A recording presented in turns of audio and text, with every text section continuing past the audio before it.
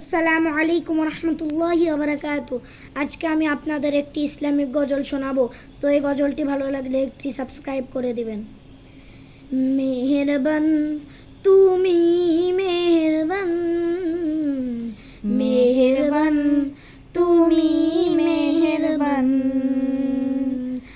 আমি পাপী গুনাহগার, তুমি ছাড়া কে আছে আর, ক্ষমা করো ওগো প্রভু, তওবা করি বারে বার, ইয়া রাহিমু রহমান, ইয়া কারিমু মেহেরবান, ইয়া রাহিমু রহমান, ইয়া কারিমু